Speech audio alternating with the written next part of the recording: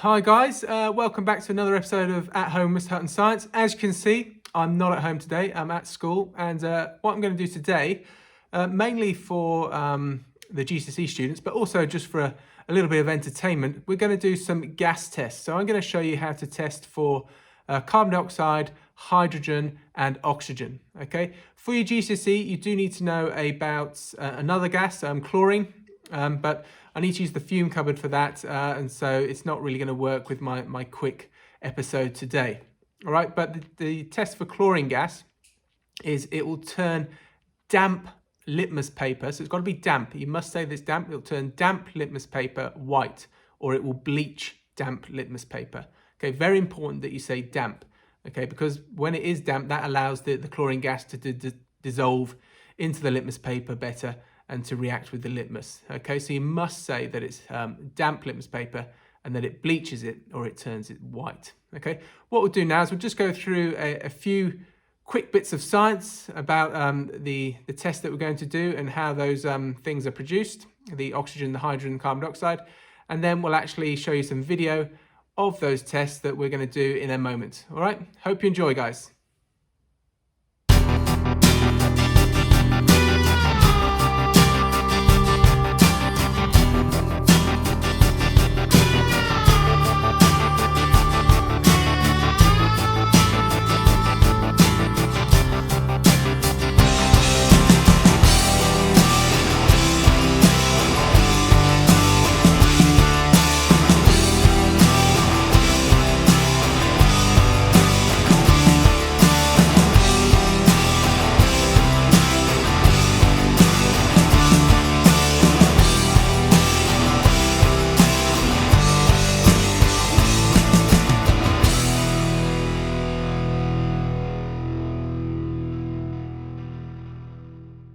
We're not at home today, we're in school, and I just wanted to show you one of the tests you'll need to know for your GCSE Chemistry or GCSE Science, and that's a test for carbon dioxide gas. Now the way we're going to do this today is over here we've got a boiling tube with some calcium carbonate in the bottom here, and if we react calcium carbonate with an acid, it's going to produce carbon dioxide, salt and water. All right, so what we're going to do is we're going to try and guide that gas using our bung and delivery tube. We're going to guide the gas that gets produced over into some lime water. Okay, so lime water is what we use in order to test the presence of carbon dioxide. So lime water, I'll show you just now. Okay, when you first see it, is this one's a little bit cloudy, okay, but it should be transparent. Okay, it's calcium hydroxide. And what will happen is when the gas bubbles over, so when we eventually put our acid in and we place the bung in, the gas will come over and it will bubble through the lime water here, and the calcium hydroxide, the lime water here, is going to react with the carbon dioxide gas to produce a precipitate of calcium carbonate. Okay, so it's going to reform tiny pieces of calcium carbonate, and that's what's going to make the lime water here go cloudy, even more cloudy than it is. All right, so let's get that set up. Right, so I've got my calcium carbonate already in there. You might know it as marble. Okay, marble is a form of calcium carbonate, as is chalk. Okay, so what we'll do is we'll put our hydrochloric acid in, and you can see straight away there the bubbles going wild on that right hand side. Okay, so that's the carbon dioxide gas being produced. And so if we then place our bung on top, now all of the gas is coming down through this delivery tube. And so we've got our calcium hydroxide, our lime water, and we place that on the end, and you can see, and you can probably hear all of those bubbles going through the calcium hydroxide. And I've deliberately used a different color background there so you can see how the calcium hydroxide, the lime water, is going more and more cloudy. Okay, the bubbles will keep coming until that reaction finishes on the right hand side. So until the reaction finishes, all of the bubbles will keep coming over. It is slowing down a bit now as the concentration of the acid is decreasing as it's being used up.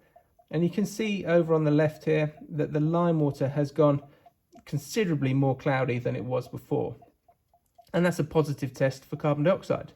Okay, the carbon dioxide's come over, it's reacted with our calcium hydroxide, the lime water, to form a precipitate of calcium carbonate. Okay, those tiny, tiny little bits of solid are all forming, and they're insoluble, so they just are suspended in the solution. And when more and more of them get made, okay, it makes the solution cloudy. So there we go. That is our test for carbon dioxide gas. Another gas test for you now. So this time we're going to be testing for oxygen. And so the test for oxygen is when a glowing splint relights. Okay, so you must say that in the exam. You must say a glowing splint relights. All right. It's not that you put a splint that's on fire in there. It's got to be glowing. Okay, so make sure you say it's a glowing splint and then it relights. So what we've got here, we've got our boiling tube with some hydrogen peroxide in there, H2O2. Now then, hydrogen peroxide, over time, it will decompose itself into water and oxygen, all right? But that takes a very long time just by itself at room temperature. So what we're going to use a manganese oxide catalyst, okay? So if you remember from your rates of reaction stuff, a catalyst is going to speed up our rate of reaction. Okay, it's not going to increase our yield or anything like that. It just makes it faster, just speeds it up. Okay, so we're going to use the manganese oxide as a catalyst to speed up the reaction to make our oxygen quicker. And then we use a glowing splint. Okay, I'll light this and then I'll blow it out so it's glowing. And then we'll place it in the top and hopefully we'll see how a glowing splint relights. Okay, let's have a go. So we're just going to use a spatula of our manganese oxide. Okay, in it goes, and you might be able to see some bubbling. All right, that's our oxygen gas being produced. And just behind the camera here, I'm just lighting a splint. Okay, so we've got our lit splint here, so I'll blow it out and we'll see if we can relight it.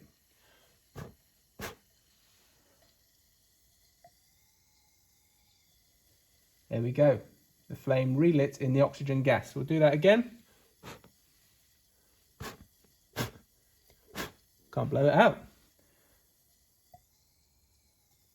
There we go. And relights again.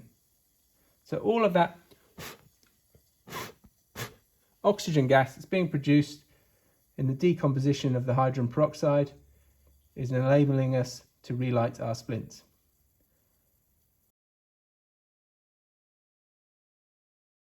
Right, we're back again. This time we're going to be doing a test for hydrogen gas. Now the way that we test for hydrogen gas is we're going to use some magnesium ribbon, okay, so a metal, and we're going to react that with an acid. All right, so I'm going to put those into the test tube there. So I've got my magnesium ribbon in a test tube. I'm going to react it with hydrochloric acid. So a metal plus an acid will give us salt and hydrogen. So as the reaction happens, we'll see some bubbling going on down here where the metal and the acid are. And you'll see those bubbles are the hydrogen gas. And the hydrogen gas is going to come up and it's going to collect in the boiling tube at the top here. And then eventually what I'll do is I'll take the test tube out and I'll use a lit splint and we'll try and ignite the gas that we've collected, the hydrogen gas. And a positive test for hydrogen gas is a squeaky pop. Okay, so that's really important that you remember that, a squeaky pop. Right, so this is a very common reaction, something you should know from key stage 3 as well. So metal plus acid is salt and hydrogen. So MASH, you might remember it as MASH. So metal is the M, the acid is the A, the salt is the S, and the H is the hydrogen. So MASH, metal plus acid is salt plus hydrogen. Right, so what I'm going to do is I'm going to add some hydrochloric acid to my metal.